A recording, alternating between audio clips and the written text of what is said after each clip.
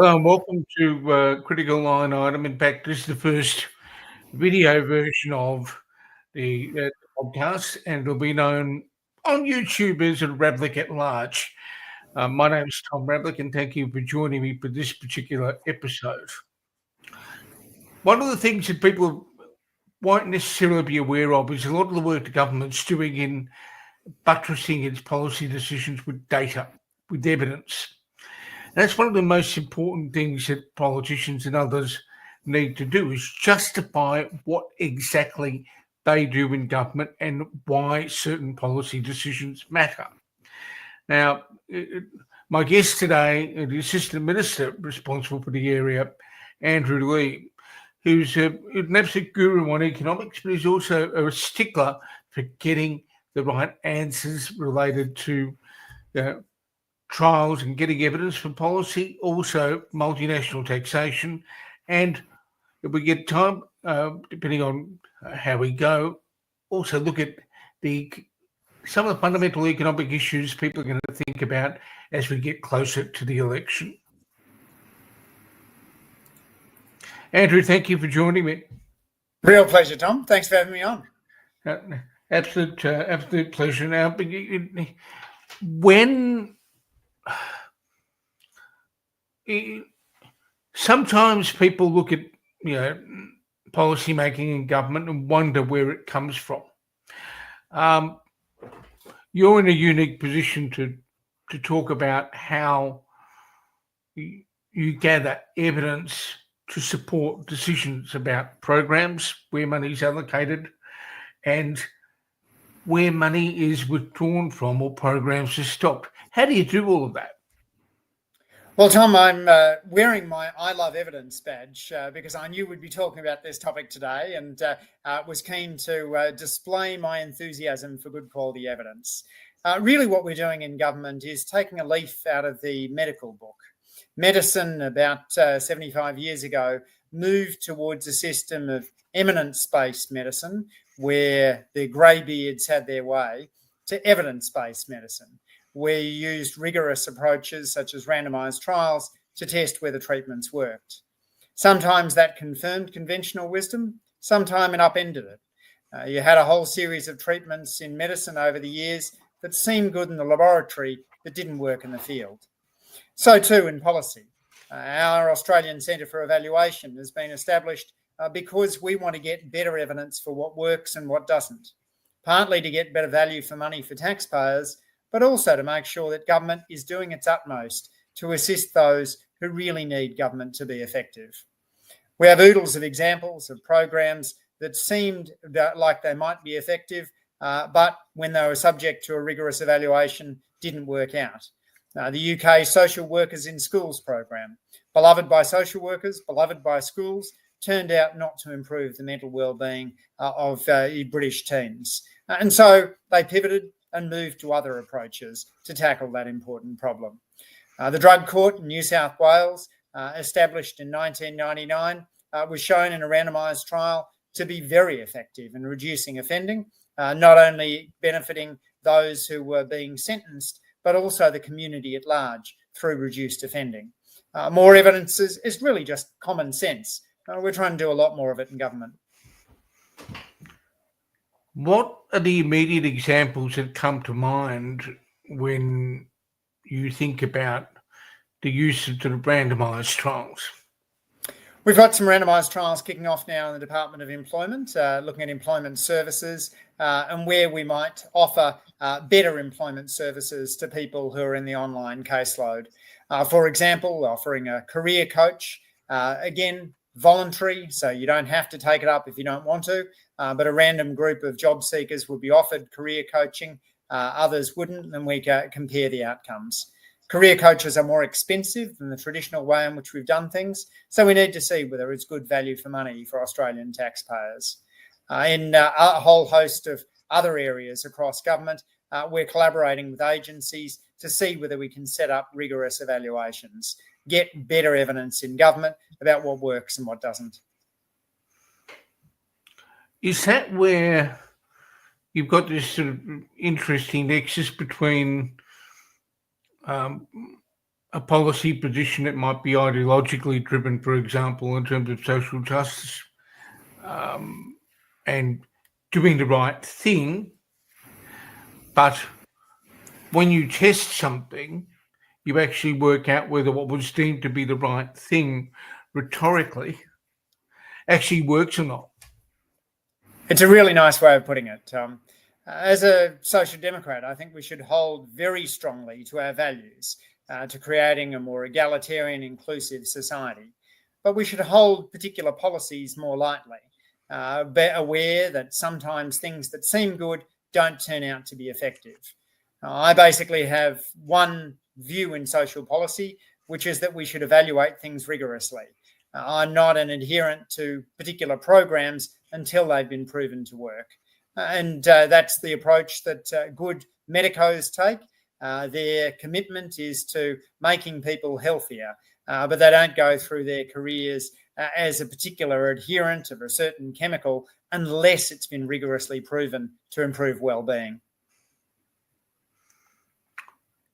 What are some of the examples of this type of work from overseas that have piqued your interest? Because, as you say, you're into evidence, and you're also a researcher in your own right.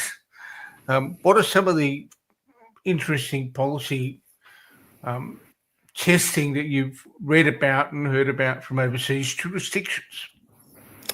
Yeah, one classic is Scared Straight, a program which took delinquent youths and put them behind bars for a day.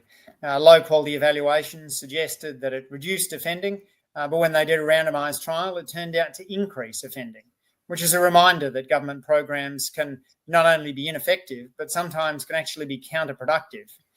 Conversely, cognitive behavioural therapy has been shown in randomised trials to be very effective for that same delinquent youth population. So it's about working out rigorously how to test programs rather than saying, well, it sounds good in theory, so let's roll it out right across the population. How does that sit, the approach of trialling that we've spoken about up to this point, how does it sit with other work the government does to assess the merits of policy? For example, you've got your stock standard consultations that departments might do with stakeholder groups. Yeah.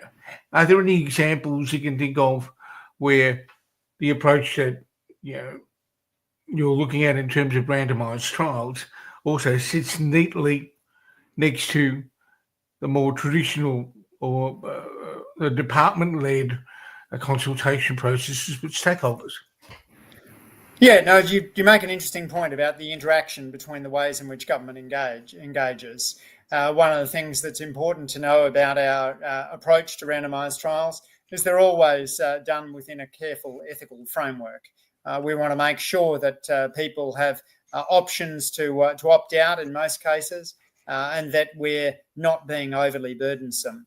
But it's also important to remember that a program that is harming people, such as the old version of Scared Straight, is itself an ethical problem. So we engage with stakeholders as we look at shaping up the evaluation agenda, and also recognise that if you explain clearly to people why you're doing evidence-based policy, then they're more likely to come on board. I think back to some of the early randomised trials of AIDS treatments back in the period where AIDS really was a death sentence. In some of those trials, it wasn't explained to patients why they were being put into a clinical trial. And so patients reputedly switched the vials halfway through. And so everyone in the trial got half a dose of the treatment drug, half the dose of the control drug. That, of course, meant that everyone got a half dose and the trial was rendered completely useless. What they should have done was to engage with those patients and say, look, the reason we're doing this trial is in order to find out what works. And we can't scale up a rollout of AIDS medication without knowing that information. So you've got to bring people along on the evidence journey. One of the other areas that you're responsible for is looking after multinational taxation. You've been fairly busy, haven't you, with a whole raft of legislation that's gone through related to the Pillar 2 proposals from the OECD and a range of other things. Are you able to recap the year of legislative activity that you've had over the past little while? Because there's been a fair bit you've done. It has been a lot, Tom, and it's been something that we worked on a lot in opposition and hit the ground running when we came into government.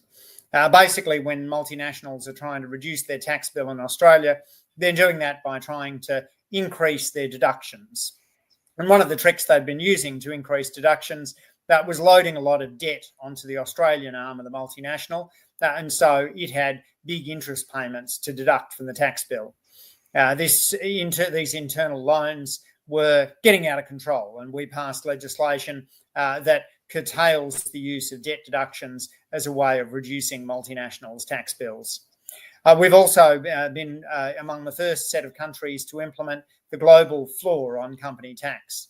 That matters for all countries, but particularly for Australia, whose 30% corporate tax rate is a higher rate than you see in some other jurisdictions. So the race to the bottom really imperiled Australia, and we set about implementing the Pillar 2 of the OECD's two-pillar agreement quickly in order to make sure that Australia could, in certain cases where other countries weren't imposing the global minimum rate, impose top-up taxes. And then we've got transparency measures. So if you're a listed company, you have to disclose your country of tax domicile. If you're tendering for a big government tender, you've got to say where your company is headquartered. Now in legislation that just passed through Parliament recently, you will have large multinationals will have to disclose on a country-by-country basis the amount of tax paid in various jurisdictions. One of the things that has been prominent in the public eye over the past almost 2 years now is the issue of how advisors interact with the tax regime. Do the changes, in your view, create a different kind of environment for the beast that is a tax advisor in terms of dealing with their clients, but maybe multinationals? Yeah, I mean, we certainly recognise that a large, complex corporation will need professional advice, but the PwC scandal did highlight some problems with the way in which certain advisors operated. The use of confidential information garnered through a confidential consultation process by PwC then saw that company offer products towards its multinational clients that was seeking to circumvent the government's legislation. We were shocked by that, and that led to a range of changes, and you've seen the fallout for PwC itself. It is really important that we get thoughtful advice from those experts, but it's important too that those experts understand that part of providing an opportunity to see draft legislation, comment on draft legislation, is that there's a clear firewall from using that information to benefit their clients.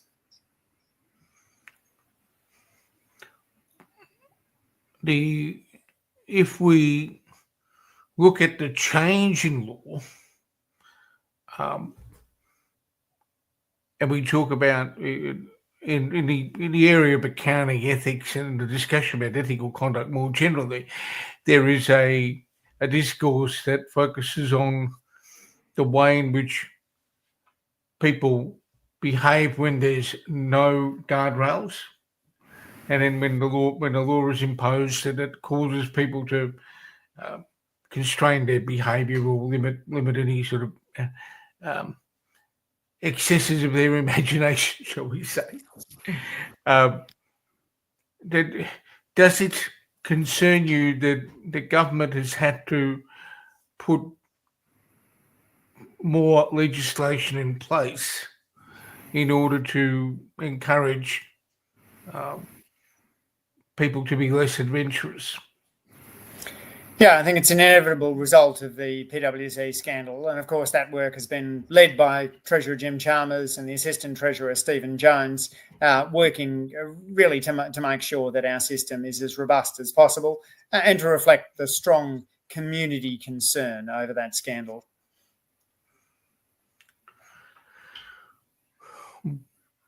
One of the interesting things about the multinational space that you've inhabited is that this isn't the end of the story, is it? There's a lot more work to be done.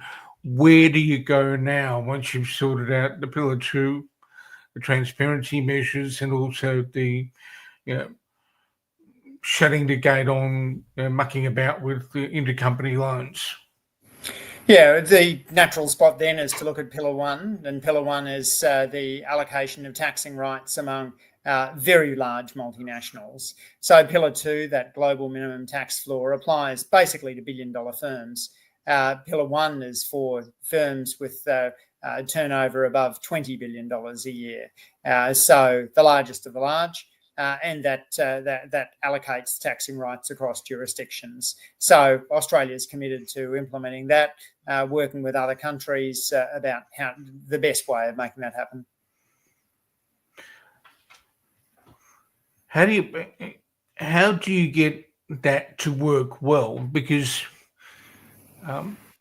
tax is a universal matter, but every country has its own kind of dialect when it comes to legislation. Each country comes from a different place.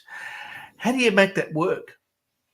Yeah, it's a really good point, Tom, and I love your analogy with languages and dialects.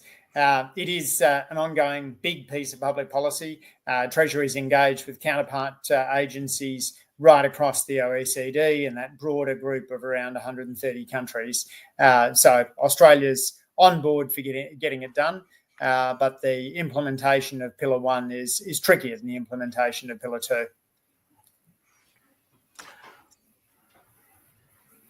Talking about tax and Pillar 1 and other things, there's a lot of jargon involved in taxation and economic talk generally.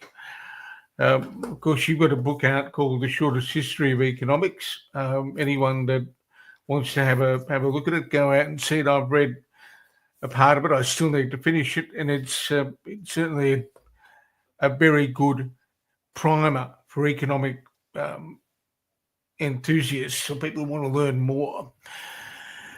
Andrew, how do we explain some of the fundamentals of, say, government budget management to people who are going to be thrust into a discourse as we get closer to the election? I mean, for example, how do we explain to people the concept of something being off budget outside the GGS, which to you and I is something we would understand, but for someone out there in Bankstown or Brunswick or up in Brisbane that doesn't deal with it every day, it can be alienating when they confront that language. What does it mean? Yeah, I mean, I think whether you're in Bellevue Hill or Blacktown, there's many more interesting things going on in the lives of the typical Australian than multinational tax.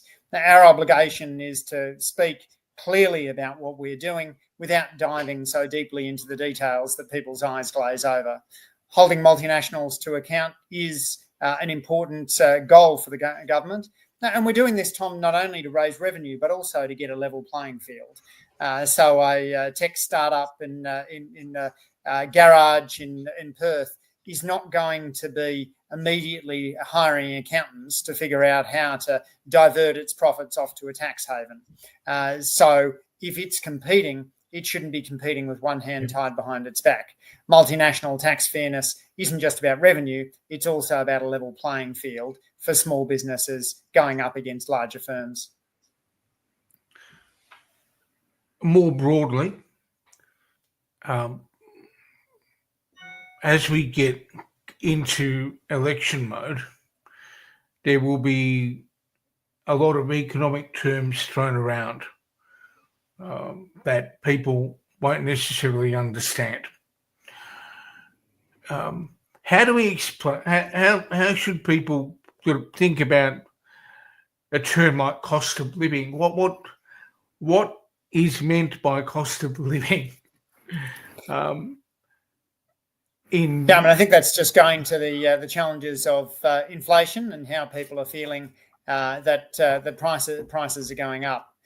Really, the increase in prices is most challenging when you've got it outpacing your wages. That was the situation when we came to office, where real wages were falling. We've now seen successive quarters of real wage growth, which is important. So after taking account of the change in prices, people's pay packets are going up.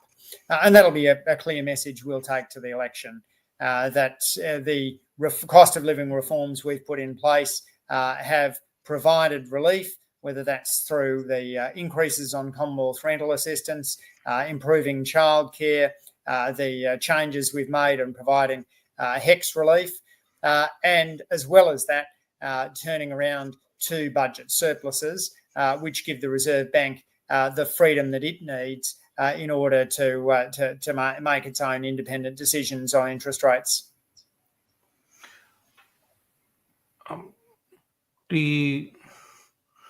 How do you explain to people, to a layperson,